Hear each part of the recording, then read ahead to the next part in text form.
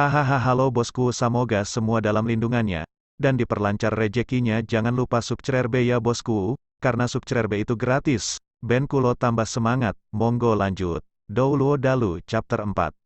Bab 4 Othar senjata tersembunyi pertama dunia. Tang San bagian 1 dini hari. Tang San kembali dengan perasaan segar dari puncak gunung untuk membuat sarapan, karena dia menggunakan Purple Demon Eye setiap hari, dan juga terus berkembang di pagi hari. Purple Demon Eye sudah membuat kemajuan signifikan dibandingkan sebelumnya. Penglihatannya sudah mampu melihat dengan jelas gerakan nyamuk yang mengepakkan sayapnya dalam jarak 10 meter. Jika bukan karena keterampilan surga misterius yang tidak dapat menembus hambatan, Tang San percaya, kemajuannya dalam aspek lain akan lebih besar.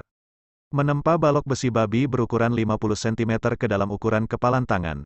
Tugas yang tampaknya mustahil pada awalnya, telah diselesaikan oleh Tang San setengah bulan yang lalu. Dengan metode pengungkitan gaya yang diajarkan Tang Hao, dia juga mampu melakukan lebih dari 24 ayunan palu, setiap ayunan dengan presisi sempurna, termasuk kontrol kekuatan. Meskipun selama ini Tang Hao tidak pernah memujinya, tetapi karena ayahnya sesekali tidak sengaja mengungkapkannya, Tang San tahu bahwa metode palu ini akhirnya memiliki beberapa pencapaian kecil, dan sekali lagi berpikir bahwa masih penting untuk bergantung pada tak henti-hentinya praktek. Seketika memasuki pintu, dengan ringan menyentuh pergelangan tangannya, wajah Tang San menunjukkan sedikit senyum puas. Di pergelangan tangannya terpasang karya pertamanya sejak tiba di dunia ini, dan setiap langkah diselesaikannya sendiri. Itu adalah anak panah bermuatan pegas yang disembunyikan di lengan bajunya. Ketika berbicara tentang Sekte Tang di tempat pertama, panah tersembunyi adalah jenis senjata tersembunyi yang paling biasa. Kunci untuk pembuatan panah tersembunyi tergantung pada kekuatan mekanisme serta tingkat kecerdikan desain. Lengan panah buatan Tang San bahkan dilengkapi dengan alat pengaman, jadi tidak ada cedera yang tidak disengaja. Satu set panah lengan hanya seperti 3 panah yang dibuat agar pas di lengan baju. Bahkan sekarang itu tanpa kecuali di tangan Tang San, bahan untuk anak panah lengan ini telah memakan bongkahan besi kasar yang telah dipaluinya selama hampir 100 hari. Sama seperti Tang San mengirimkan tugas yang diselesaikan kepada Tang Hao, ketika dia memegang sepotong besi babi yang benar-benar ditempa dengan kepalan tangan, dia terkejut menemukan bahwa sepotong besi babi yang awalnya berisi banyak kotoran telah berubah menjadi sepotong ibu besi asli. Dalam kehidupan sebelumnya, apalagi dia, bahkan jika itu Grandmaster Temp terbaik Tang Sekte, dia tidak bisa mencapai metode ini untuk menempa besi babi biasa menjadi ibu besi. Tetapi di dunia ini adalah kenyataan.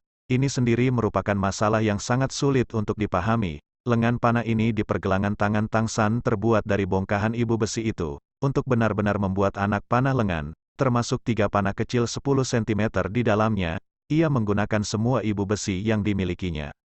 Berbicara tentang penempaan, Tang San tidak baik, jauh lebih rendah dari Tang Hao.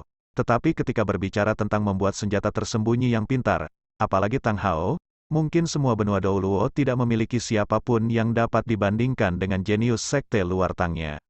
Anak panah lengan biasa memiliki jangkauan sekitar 15 meter atau lebih. Tetapi anak panah lengan yang dibuat oleh Tang San dapat mempertahankan jangkauan serangan efektif lebih dari 30 meter. Apa yang disebut jangkauan serangan efektif adalah jarak pancaran lengan panah dalam garis lurus, juga jarak yang tepat di mana senjata sepenuhnya mampu membunuh atau melukai lengan baju anak panah Tang San, meskipun hanya 3, dibuat dengan sangat cerdik. Di setiap lengan panah ada 3 alur darah. Jika bukan karena ukurannya yang terlalu kecil, dia masih berpikir untuk memberikan duri panah-panah lengan. Ekornya memiliki 4 fletching kecil yang bisa menyebabkan anak panah lengannya terbang dengan sangat mulus. Panah yang meruncing adalah spiral riflet, sehingga ketika panah lengan diluncurkan itu memiliki kekuatan menusuk lebih kuat. Membuat desain untuk senjata tersembunyi, Tang San selalu mengejar kesempurnaan. Meskipun ini hanya satu lengan panah biasa, tidak lebih, Tang San tahu bahwa dia masih muda sekarang, keahlian surga misterius juga tidak bisa menembus kemacetan. Bahkan jika dia adalah orang biasa, dia tidak bisa mengatakan dia khawatir. Hanya jika dia bertemu dengan seorang guru roh seperti Su Yun Tao yang bisa menggunakan roh maka kekuatannya jauh dari cukup. Tetapi dengan panah lengan ini berbeda. Tang San percaya bahwa bergantung padanya, bahkan jika kekuatannya yang sebenarnya tidak lebih kuat dari seorang guru roh, dia memiliki cara untuk mengatasinya semua. Tang Sek Mysterious Heaven Treasure Record, General Principle Second Point, What are hidden weapons, employed surreptitiously? A special martial weapon to vanquish the enemy and obtain victory. Tang Sekte Misterius Surga Harta Karun. Prinsip umum poin kedua. Apa senjata tersembunyi? dipekerjakan secara diam-diam, senjata bela diri khusus untuk menaklukkan musuh dan mendapatkan kemenangan. Jika musuh tahu Anda ingin menggunakannya, seperti itu bukan lagi senjata tersembunyi, melainkan senjata terbuka. Tang San tentu saja tidak bisa membiarkan senjata rahasianya menjadi senjata terbuka. Tang Hao juga tidak pernah peduli tentang apa yang dia gunakan untuk sepotong ibu besi ini. Oleh karena itu panah lengan ini adalah rahasia miliknya sendiri. Memasuki rumah, aroma bubur yang menggiurkan keluar, sama seperti yang dia buat setiap hari, dan sudah lama terbiasa. Ayah, ayo makan. Tang San memanggil ke ruang dalam. Tidak biasa, Tang Hao yang muncul setiap hari ketika dia mendengar tentang makanan tidak terlihat di tempat lain hari ini. Hati Tang San langsung tegang. Apakah ayahnya sakit? Dia buru-buru mengambil 3 langkah dan berlari 2 langkah menuju kamar ayahnya. Tang Hao tidak ada di kamar, namun dalam beberapa tahun, ini adalah pertama kalinya dia tidak tidur. Ketika Tang San berada di tengah-tengah memikirkan kemana Tang Hao bisa pergi, Tang Hao kembali. Little San, kemana kamu pergi sepagi ini? Tanya Tang Hao dengan dingin. Tang San berkata, saya pergi berolahraga. Setiap pagi saya pergi lari. Ini tidak dianggap sebagai kebohongan. Ia benar-benar pergi untuk berolahraga. Oh, Tang Hao tidak mencoba menggali lebih dalam, dan dengan dingin berkata, hari ini kamu tidak akan berlatih menempa lagi. Siapkan barang-barang Anda. Besok Jack tua akan membawa Anda ke kota Nuoding. Tang San tercengang sesaat. Kota Nuoding, kenapa di sana? Terakhir kali dia pergi ke kota Nuoding kira-kira setahun yang lalu. Old Jack pergi ke kota untuk berbelanja, dan membawanya untuk membiarkannya mengalaminya.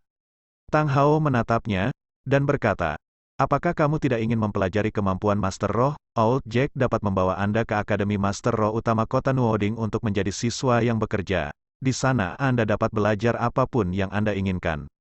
Mendengar kata-kata ayahnya, denyut nadi Tang San tiba-tiba meningkat, dan dia merasa sulit untuk berbicara dari keterkejutan dan kegembiraan yang dia rasakan. Ketidakmampuan keterampilan surga misterius untuk menerobos telah menjadi teka-teki yang merupakan keasyikan terbesarnya. Cincin roh guru roh jelas merupakan kesempatan.